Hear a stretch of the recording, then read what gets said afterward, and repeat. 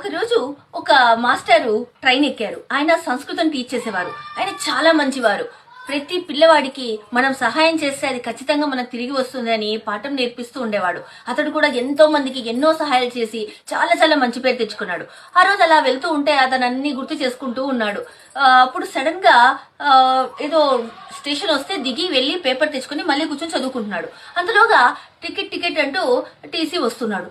అతడు ఓకే అని లేచి ఇలా చేపెట్టి చూస్తే జోబిలో అసలు పర్సు లేదు, డబ్బులు లేవు, టికెట్ లేదు, ఏమీ లేదు. అతను చాలా బాధపడతాడు. అయ్యో, ఇన్నాళ్ళుగా ఇంత మంచివాడిగా పేరు తెచ్చుకున్నాను, ఇప్పుడేంటి, ఇప్పుడు ఈ టికెట్ లేని దొంగవాడిలాగా నేను అయిపోతానేమో, ఇతనికి ఎలా ఆన్సర్ చెప్పాలని చాలా బాధపడుతున్నాడు.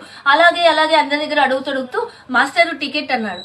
అప్పుడు అతను ఇలా చూస్తే అతను ఏదో చెప్తున్నాడు, కానీ తనకి బాధగా ఉంది. అప్పుడు అతను చెప్తున్నాడు, మాస్టరు, మీరు ఇందాక ఉన్న స్టేషన్ లో కింద పడిపోతే మీ పర్సు చూశాను, దాంట్లో చూస్తే మీ ఫోటో ఉంది, అందుకే మీకు ఇవ్వడానికి ఇలా వచ్చాను. మీరెవరో కాదు, నాకు చిన్నప్పుడు పాఠం నేర్పిన మాస్టారు, నాకు బాగా గుర్తుంది, ఎలా ఉన్నారు అని పాదాభివందనం చేస్తున్నాడు.